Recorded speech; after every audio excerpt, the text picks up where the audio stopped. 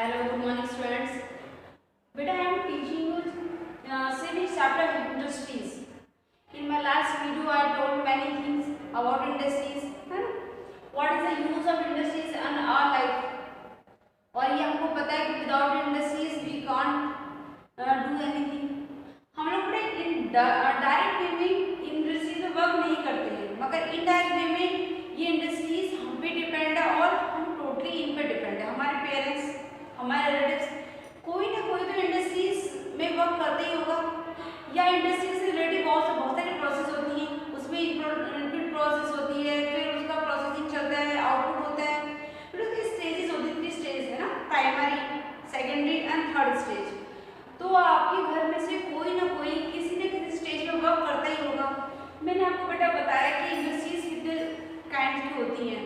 सबसे पहले मैंने आपको बताया कि एग्रो बेस्ड इंडस्ट्रीज है ना.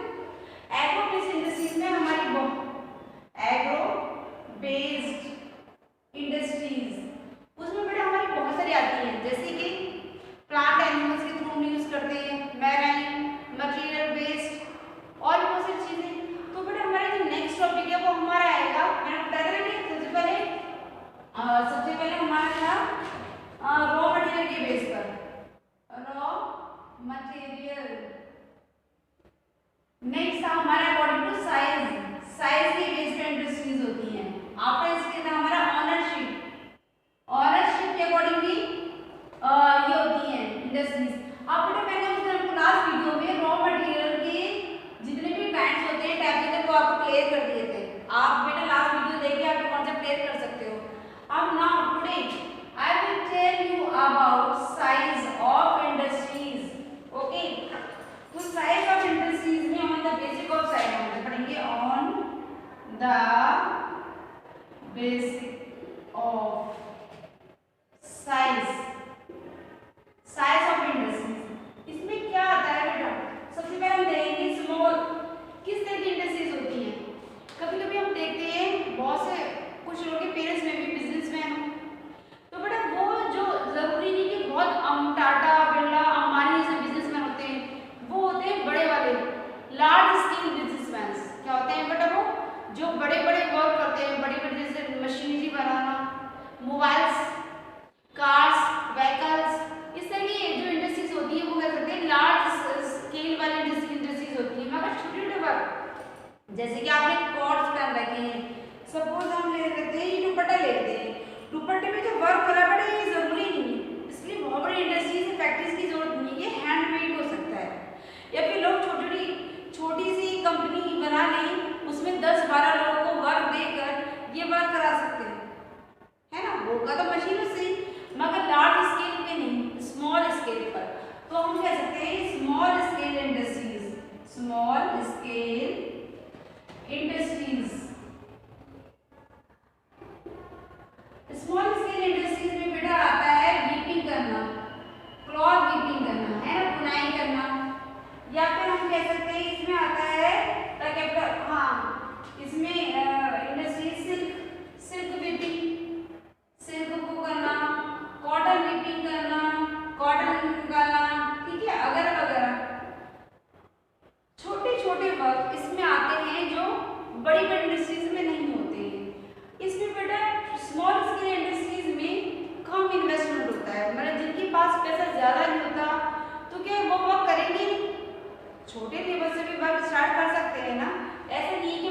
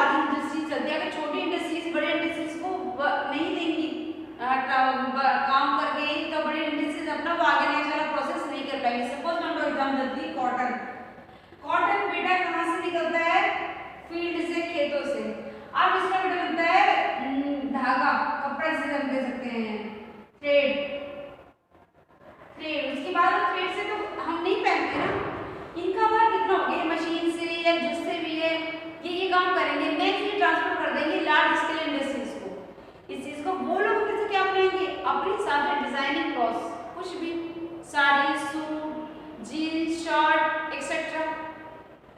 तो लार्ज स्केल इंडस्ट्रीज जो हैं वो बहुत हद तक स्मॉल स्केल इंडस्ट्रीज पे डिपेंड हैं, ओके, इनमें से एक दूसरे को अगर और सपोज बेटे लार्ज स्केल इंडस्ट्रीज रहेंगे तो इनका काम करने क्या फायदा है ना, ये तो इन पर डिपेंड है क्योंकि ये अपना माल कहाँ ट्रांसपोर्ट करते हैं, वही ट्रांसपोर्ट करते हैं जब इनको इनकम मिलती है, जब इनका नेक्स्ट रेडी करते हैं।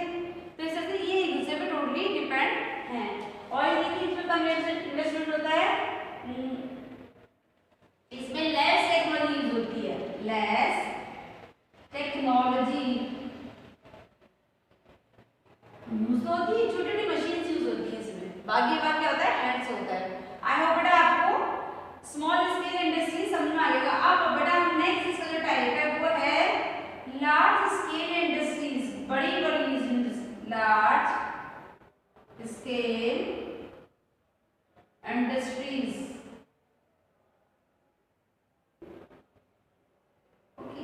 इसमें बेटा मोर इन्वेस्टमेंट चाहिए, मोर इन्वेस्टमेंट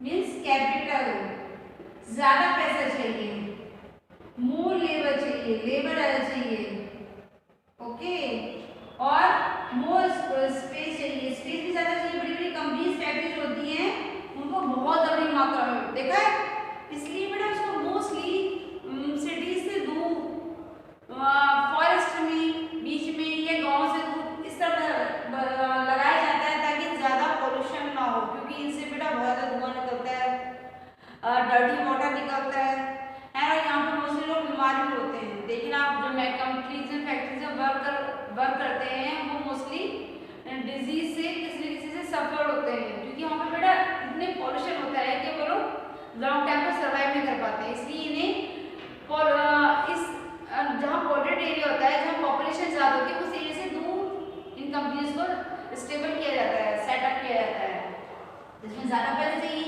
है ना बेटा, ज़्यादा पैसे चाहिए, ज़्यादा लेबर चाहिए, ज़्यादा स्पेस चाहिए, तब जाके ये लार्ज स्केल इंडस्ट्री सेटअप हो पाती है। और बेटा लार्ज इंडस्ट्रीज में क्या क्या आता है, जैसे इनमें बेटा वॉल्यूम ऑफ प्रोडक्शन भी ज़्यादा, इनमें वॉल्यूम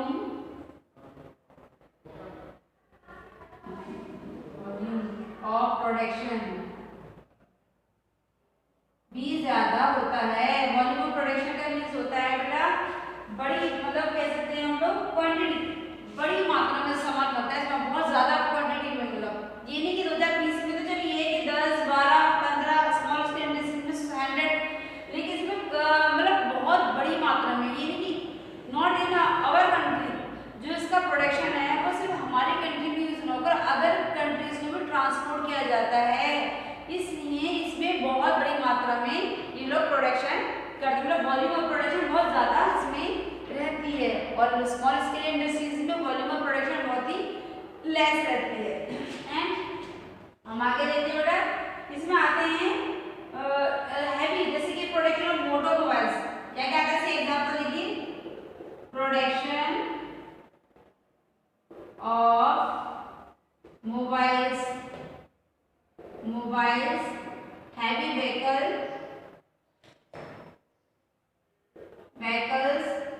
हैवी मशीनरी, है ना, बड़ी मशीनरी।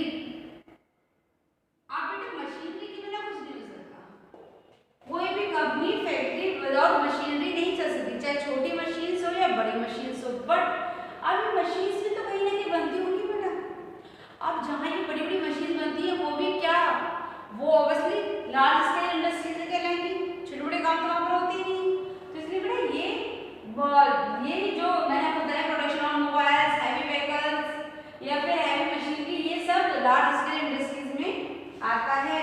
एंड जैसे कार, जैसे हैवी व्हीकल्स में कार, बस, ओके, ट्रेन्स भी आ सकती हैं, ट्रेन्स भी उसका प्रोडक्शन भी होता है ना, कोई घर में तो ट्रेन्स बनेंगे नहीं, तो इसलिए ट्रेन्स भी हैवी व्हीकल्स में आती है। ये सब जो जहाँ इनके पार्ट बनते हैं, पूरी कार रेडी नहीं आती बेटा, है ना, वो तो होती है कि पार्ट जो बनते हैं वहाँ पर, तो ये दिस आती है हैवी लार्ज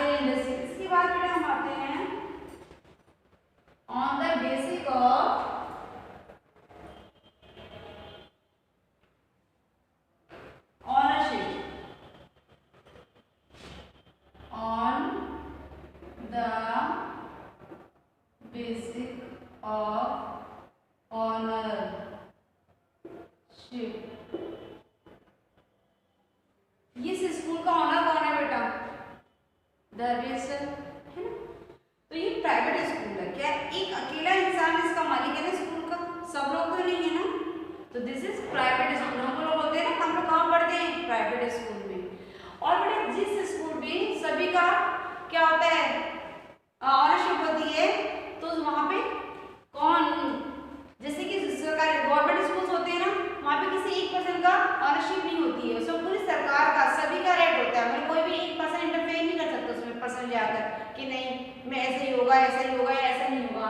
इसी तरह बेटा कुछ कंपनीज होती हैं, फैक्ट्रीज होती हैं, कुछ होती है प्राइवेट कंपनीज, जिनमें ओनली वन पर्सन का इन्वॉल्वमेंट होता है, वो जो चाहेगा वो होगा। फिर भी उसको भी लीगल राइट्स होते हैं कि क्या वो कर सकता है और क्या नहीं कर सकता। ये नहीं कि मुझे कुछ भी बनाने लग जाएगा, मतलब गवर्नमेंट की परमिशन लेनी पड़ती है उनको कि हम अपनी कंपनी में या फैक्ट्री में ये प्रोडक्शन करेंगे, उसकी परमिशन जब उनको मिल जाएगी तभी वो अपना वर्क स्टार्ट कर सकते हैं। कुछ कंपनीज होती है बेटा जिनमें ओनली गवर्नमेंट का इन्वॉल्वमेंट होता है, कोई भी पर्सन जाकर उसमें अपना इन्वॉल्वमेंट नहीं दिखा सकता, इंटरफेयर नहीं कर सकता। ओके, और गवर्नमेंट तो बेटा उसमें बहुत सारे लोग होते हैं, गवर्नमेंट कोई एक इंसान तो गवर्नमेंट नहीं है ना, गवर्नमेंट में बहुत सारे लोग होते हैं। कुछ कंपनीज प्राइवेट होती है, कुछ पब्लिक होती है, पब्लिक मीन्स गवर्नमेंट कंपनीज, कुछ होती है बेटा जॉइंट कंपनीज, जिसमें कुछ हिस्सा तो प्राइवेट पर्सन होता है कोई एक उसका, और कुछ इंटरफेरेंस में गवर्नमेंट होता है। उसको मैं अभी आपको नेक्स्ट एक्सप्लेन करूंगी। पहले आपको बताती हूँ private company, private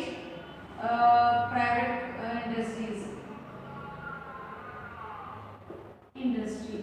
private industry आपको बताया ना, ओनली वन पर्सन इन्वॉल्वमेंट होता है ना, जिसमें जैसे कि प्राइवेट कंपनी में बेटा these are owned by the individual or group of individual, these are owned by individual और ग्रुप ऑफ इंडिविजुअल, कुछ लोग मिलकर, मतलब पर्सनली लोग मिलकर, ग्रुप ऑफ इंडिविजुअल, ठीक है। ऐसे जैसे कि एग्जांपल देती हूँ, जैसे कि हम कह सकते हैं इसमें को जैसे कोई अपनी जैसे मैं अब बिजनेस शुरू कर दूँ, अपने शॉल बनाना स्टार्ट कर दूँ बेटा, सपोज शॉल्स की एक टेक्सटाइल मैंने खोल ली है ना क्लॉथ्स की, तो ये मेरी प्राइवेट में अकेले से चलाता हूँ। यहाँ बहुत सारी बेडशीट्स की देखा होगा, अपनी प्राइवेट कंपनीज है ना, इंडस्ट्रीज है, लोग इन्हें पर्सनली अकेले चलाते हैं, तो हमें कह सकते हैं बेटा प्राइवेट इंडस्ट्री। ओके, अब इसके बाद आया बेटा पब्लिक इंडस्ट्रीज। इसमें these are owned by group of people, कुछ लोग मिलकर, ठीक है, public and government by group of people and government, sorry इसमें तो बेटा सॉरी ऑन बाय गवर्नमेंट होगी, तो गवर्नमेंट की द्वारा होगी ना, ओनली गवर्नमेंट, इस पे तो सिर्फ गवर्नमेंट का यूज होगा, ठीक है। इसमें गवर्नमेंट वर्क करती है सर, जैसे कि हमारी क्या है, हिंदुस्तान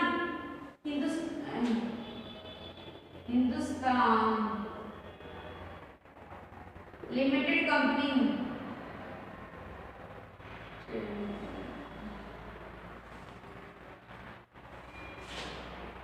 लिमिटेड कंपनी होती है, ठीक है, और दूसरी हिंदुस्तान लिमिटेड कंपनी होती है, मतलब कि गवर्नमेंट के अंडर, ऐसे कोई पर्सन एक आदमी चलाता है, ये दो जितने भी लोग चाहें, बहुत सारे लोग मिलकर, लेकिन जो इसकी जो राइट होता है, जिसके डिसीजन होते हैं, वो कौन लेती है बेटा, गवर्नमेंट लेती है। तो ये कह सकते हैं पब्लिक इंडस्ट्रीज होती है, जैसे हिंदुस्तान टाइम्स लिमिटेड है ना, और भी बहुत सी होंगी, जैसे कि अब बेटा एक जॉइंट सेक्टर, पहले ये जॉइंट, इसमें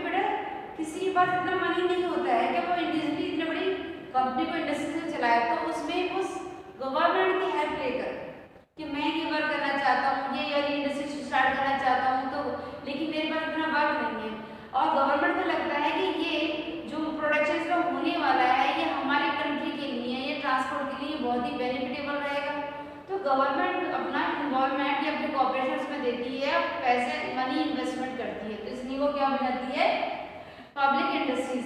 अब इसके बाद आएंगे जॉइंट सेक्टर इंडस्ट्री। इसमें बेटा कुछ पीपल भी होते हैं, ग्रुप ऑफ मतलब ऑन बाय पीपल, है ना, इंडिविजुअल और एंड गवर्नमेंट दोनों होते हैं, एंड गवर्नमेंट दोनों मिलके काम करते हैं, इसे हम कहते हैं joint sector. Okay, joint sector operated by the state and the individual, मतलब कोई भी state is government of state कह सकते हैं हम, किसी स्टेट की गवर्नमेंट और कोई भी अकेले इंसान जब मिलकर चलाता है तो ये कहलाता है जॉइंट सेक्टर इंडस्ट्री। ओके, जैसे मारुति उद्योग लिमिटेड, क्या है एग्जांपल, मारुति उद्योग लिमिटेड कंपनी, ये जो है बेटे क्या है, जॉइंट सेक्टर इंडस्ट्रीज है। और उसके बाद भी टाइप और होता है बेटा हमारा कोऑपरेटिव सेक्टर। कोऑपरेटिव सेक्टर क्या होता है, इसके नाम से ही पता चलता है कोऑपरेटिव, कोऑपरेट करना। जब हम जैसे चार फ्रेंड्स हैं, चारों ने सोचा कि कुछ नया करा जाए, मिलके कुछ नया बिजनेस स्टार्ट करते हैं, लेकिन किसी एक पर्सन के पास इतना मनी नहीं है, तो चारों क्या सोचेंगे, चलो 1 लाख आप हम 4 फ्रेंड्स मिलकर 1 लाख रुपीज इन्वेस्ट कर सकते हैं। 4 लाख इसके पास इंडस्ट्री नहीं है, तो 4 लाख कलेक्ट करने के लिए चारों ने 1 लाख इसमें जमा करे। और एक जैसे कि मैं आपको कह दूँ छोटी सी कोई भी मोबाइल शॉप खोलने की, मोबाइल की फैक्ट्री, या फिर जैसे कि बाइक के पार्ट्स बनाना, है ना, इस तरह से कोई भी शुरू कर सकते हैं, और जो प्रॉफिट होगा वो इक्वली डिस्ट्रीब्यूट कर लेंगे, जो लॉस होगा उसे इक्वली उन्हें बियर करना पड़ेगा। तो इस नाम से कोऑपरेटिव, लेकिन जो कोऑपरेट करने के पर्पज से ये कंपनीज को स्टार्ट कर लेते हैं कुछ लोग मिलकर, तो इसे हम कह सकते हैं कोऑपरेटिव सेक्टर। तो बेटा owned and operate by supplies of, ये लोग, हाँ इसमें बेटा एक काम होता है, अपने लिए तो करते करते ये अदर इंडस्ट्रीज को रॉ मटेरियल पहुंचाने का काम भी करते हैं, supplies raw material to other industries. मैंने ये जो कोऑपरेटिव कंपनी सेक्टर है, एक तो ये चीज है क्या फॉलो मिलके इस वर्क को कर रहे हैं, और ये कोऑपरेट करते हैं इन इंडस्ट्रीज को, क्योंकि जरूरी नहीं है कि सबके पास बेटा रॉ मटेरियल हो, सबका अलग अलग वर्क है। सपोज ये सप्लाई करेंगे फ्लोर आटे की सप्लाई करेंगे, ये इस फैक्ट्री में यहाँ पे सपोज यहाँ पे बनता है ब्रेड बनता है, तो इसको सप्लाई करेंगे आटा, यस, यहाँ पे चाउमीन बनती है। मैं एक एग्जांपल दे रही हूँ, ऐसा है नहीं वैसे, जस्ट इस कंपनी में बेटा बनती है चाउमीन, तो यहाँ पे ये इनको सप्लाई करेंगे, इसका शूट करेंगे। आप ले लो कॉटन का, ले लो चलो एग्जांपल, ये सही रहेगा। कॉटन में बेटा ये कॉटन, सपोज ये फील्ड से कॉटन लेकर आते हैं, इस कंपनी को ये कॉटन सप्लाई करते हैं, यहाँ पर बनती है बेडशीट्स, सपोज यहाँ बनते हैं वूलन क्लॉथ्स, तो ये क्या करती है यहाँ पर वूल ट्रांसपोर्ट करती है ना, वूल ट्रांसपोर्ट करती है, तो वूल क्लॉथ बनते हैं। इसको क्या देती होगी, सपोज देती होगी रेशम सिल्क, यहाँ पे सिल्क का वर्क होता है। तो ये तीनों कंपनीज को कुछ ना कुछ कॉपरेट करती है, क्या देने का, रॉ मटेरियल देने का काम करती है। जब तक रॉ मटेरियल ये इन कंपनीज को नहीं देंगे, ये अपना वर्क नहीं कर पाएंगे, तो ये और कंपनीज को, फैक्ट्रीज इंडस्ट्रीज को कॉपरेट करती है, ये इसलिए से कहते हैं कॉपरेट इंडस्ट्री। आई होप बेटा आपको समझ में आ रहा होगा ये। अगर फिर भी बेटा कुछ प्रॉब्लम तो आप पहले चैप्टर को रीड कर लिया करें, तो ये वीडियो आपको बेटर समझ में आएगी बेटा, ये फिर कॉन्सेंट्रेट करके सुनिए आप। ओके, नेक्स्ट इज आपको और अच्छी कॉपी लगे ना बेटा, साइंस से बड़ी इनकी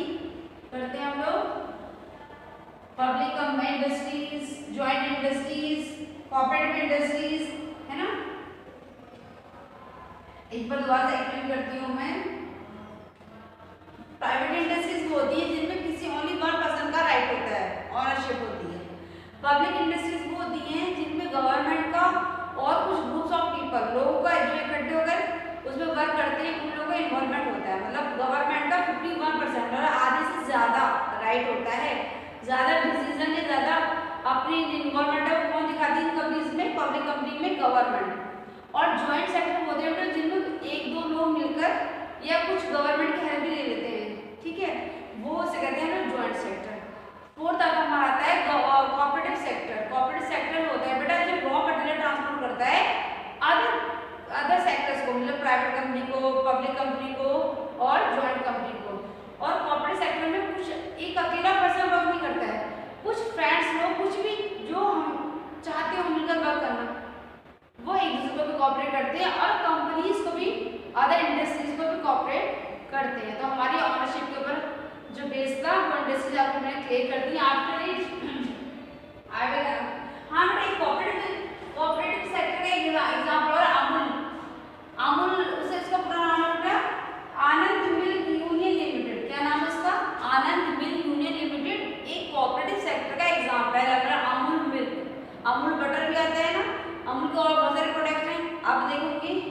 तो इस तरह ये इसका एक जो हो गया। असली बात आता है what are the factor for location of industries, what are the factor, what are the factors for location of industries, what are the factors of location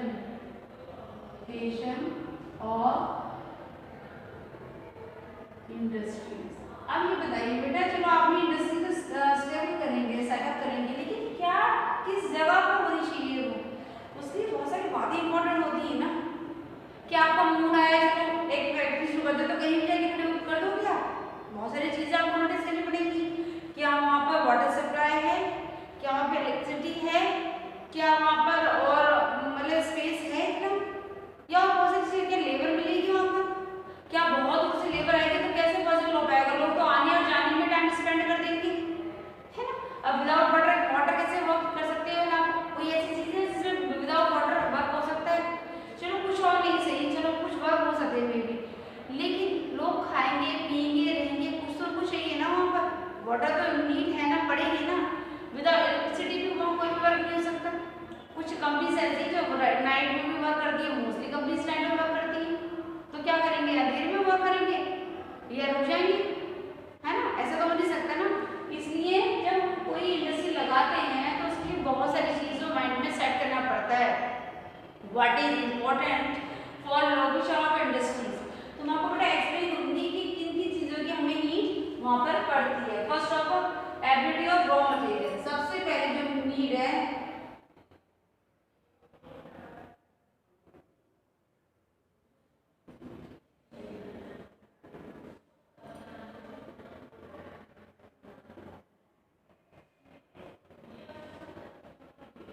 ability of raw material, ठीक है बेटा। ऑब्वियसली जब कुछ भी आप work, कुछ भी industry stable करने जाते हो उसमें मतलब कच्चा माल रॉ मटेरियल चाहिए ना। सपोज आप लगाते हो कपड़े की टेक्सटाइल फैक्ट्री आप बनाने जा रहे हो, हम यहाँ बनाएंगे साड़ियाँ, तो साड़ियाँ डायरेक्ट बन जाएंगी, उनके लिए कुछ तो चाहिए ना बेटा, सिल्क चाहिए, कॉटन चाहिए, व्हाटएवर जिससे भी आप बनाने जा रहे हो। या सपोज आप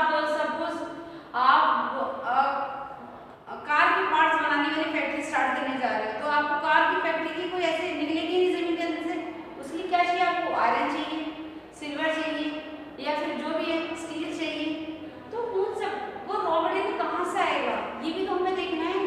हमें अपनी फैक्ट्री को ऐसी जगह लोकेट करना है जहाँ पर वो चीज़ रॉ मटेरियल हमें ईजिली अवेलेबल हो जाए।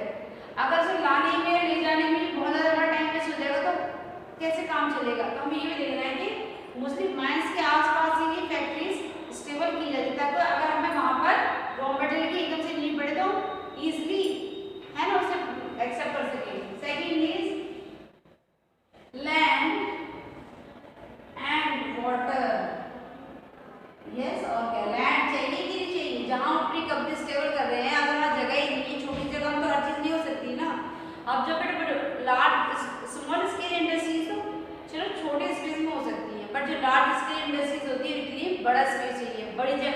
बड़ी लैंड चाहिए, तो ये भी देखना है कि लैंड कहाँ पर बेटर है ना, क्योंकि कल को अगर हमारी अच्छी चलेगी फैक्ट्री इंडस्ट्री तो हम उसे और भी बढ़ाएंगे, ऐसे तो नहीं कितनी करेंगे इसको।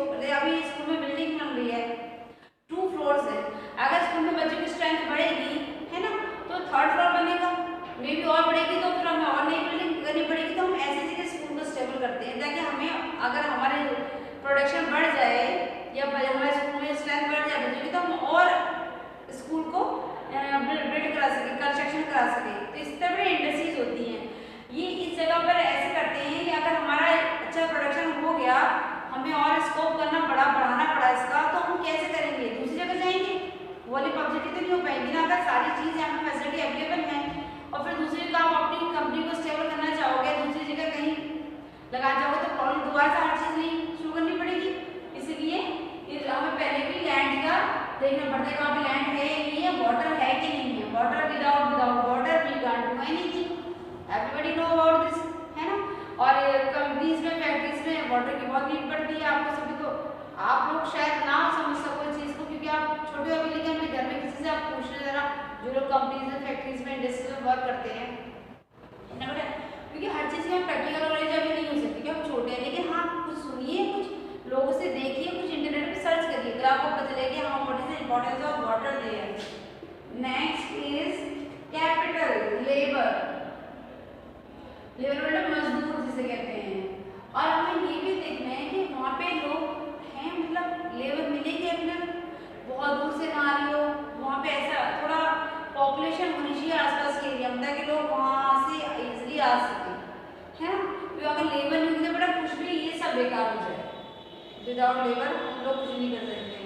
मशीन्स भी वर्क करती है लेकिन मशीन्स को चलाने के लिए भी लेबर चाहिए, है कि नहीं है। चलो एक मशीन चलाने के मिनिमम 1% तो चाहिए ना।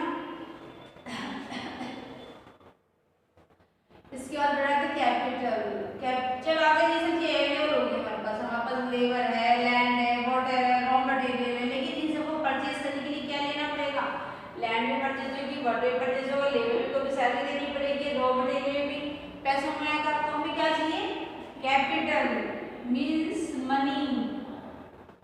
इसका भी सबसे पहले हमें एडजस्ट करना पड़ेगा, चाहे तो हम लोग फ्रेंड्स लोग मिलके करें, रिलेटिव्स मिलके करें, या गवर्नमेंट का कॉपरेशन लें, या फिर वट एवर बी लाइक जो हमें सूटेबल लगे, but we need money. This is also very important with others, है ना। तो इन चीज़ों को ध्यान में रखें, अपने माइंड में सेट करके जब हम कभी एक कोई पर्सन अपनी फैक्ट्री इंडस्ट्री स्टार्ट कर सकता है। ओके, इसके बाद हमारा बेटा नेक्स्ट आता है, जैसे सपोज अब मुझे क्या करना है, कोई भी मशीन हम लोग जैसे कोई भी इंडस्ट्री स्टेबल करना चाहते हैं, जैसे मुझे आयरन का वर्क करना है, मुझे कार के पार्ट्स बनाने हैं, तो आयरन की नीड पड़ेगी, स्टील की नीड पड़ेगी, है ना, सिल्वर ये सब नीड पड़ेगी। तो ये सब कहाँ, अब सपोज मुझे अभी मेरठ में स्टेबल करनी है कंपनी, तो बहुत मुश्किल हो जाएगा वहाँ से, क्योंकि आयरन की माइंस तो नहीं है आसपास। इसलिए हम फैक्ट्रीज को लगाते हैं, बड़ा ये भी अपने माइंड में सेट करते हैं कि जिस चीज़ का प्रोडक्शन करने जा रहे हैं वो चीज़ वहाँ पे अवेलेबल है या नहीं है। अगर वो चीज़ वहाँ पे अवेलेबल होगी तो हमें वर्क करना वहाँ पर इजी हो जाएगा। जैसे हम वो बनाना पार्ट बनाएंगे, गाड़ी के पार्ट बनाएंगे, कार्स के, बसेस के, तो हमें ये देखना है कि क्या आसपास आयरन ओर्स या आयरन वाली माइंस हैं ताकि हम फटाफट अपना वर्क प्रोग्रेसिव रख सकें। तो बड़ी ये चीज़ का ध्यान रखना है, ठीक है। मोस्टली जब जहाँ कोयले की नीड पड़ती है, कोल की, तो वो इंडस्ट्रीज वहीं लगाई जाती है जहाँ पे कोल की फैसिलिटी होती है, ताकि जब भी लोग कोल की नीड पड़े वो ईजिली, मतलब वो काम तो चलेगा उनका, मतलब कोल इंडस्ट्रीज के पास रहेंगे तो कोल की ज़्यादा प्रॉब्लम नहीं क्रिएट नहीं होगी। वैसे तो होता है ये ट्रांसपोर्ट करेंगे, लेकिन उसको ट्रांसपोर्ट होते खरीद जाएगा बेटा। सब कुछ देखना पड़ता है। किसी समय में जब बिजनेस स्टार्ट करता है तो वो देखता है कि उसमें कितना उसको बेनिफिट भी चाहिए उसको। अगर सारा पैसा ट्रांसपोर्ट में चलो कोल बहुत सा आ जाएगी छोटे, वो कहीं ना कहीं तो अवेलेबल होगी, लेकिन उसले जाके उसे ड्राइवर चाहिए, उसको सैलरी देनी पड़ेगी, पेट्रोल लगेगा, एक व्हीकल चाहिए, है ना। जैसे बहुत सारी चीज़ों को माइंड में सेट करते हुए ये कोई भी अपनी फैक्ट्री इंडस्ट्री स्टार्ट करता है। नेक्स्ट टॉपिक इज हम देखेंगे बेटा अदर फैक्टर्स कौन कौन से होते हैं और अदर चीज़ें कौन कौन सी नोटिस की जाती हैं। अदर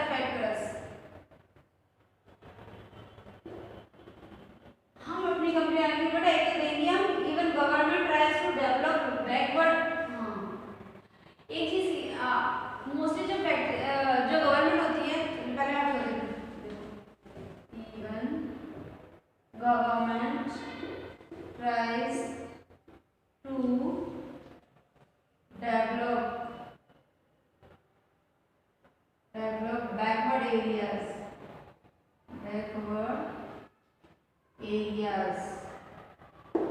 बेटे जो डेवलप एरिया है जैसे बॉम्बे, बेंगलोर, कलकत्ता है ना, ये तो डेवलप ऑलरेडी नहीं, लेकिन गवर्नमेंट क्या चाहती है जो कम डेवलप एरिया है जैसे विलेजेस के पास कुछ ऐसे एरिया है जहाँ पर अभी भी इंडस्ट्रीज इतने मतलब डेवलप नहीं है, तो जो डेवलप है उनको तो डेवलप हो रही है, वेरी गुड। कम डेवलप एरिया है उनको भी डेवलप करना गवर्नमेंट की ड्यूटी बनती है, वहाँ पर भी विकास जरूरी है, जब भी हमारा देश, हमारी जो कंट्री है पूरी तरह से प्रोग्रेसिव हो पाएगी, है ना। तो गवर्नमेंट देखिए यहाँ पर आगे देखिए मैं कहती हूँ प्रोवाइडिंग एरियाज प्रोवाइडिंग फॉलोइंग, तो गवर्नमेंट वहाँ पर ये सब चीजें फॉलोइंग क्या क्या करती है, सब साइड्स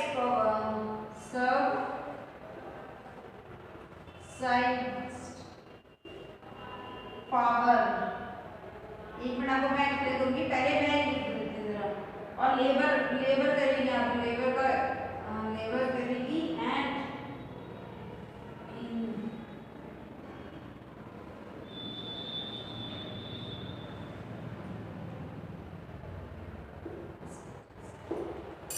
जिन जगह पर ज्यादा डेवलपमेंट नहीं है, लोग वहाँ पे इतने आगे नहीं बढ़ पा रहे, उस जगह पर इतनी फैसिलिटीज नहीं हो पाती, गवर्नमेंट उस जगह को ऑपरेट करेगी लोगों से।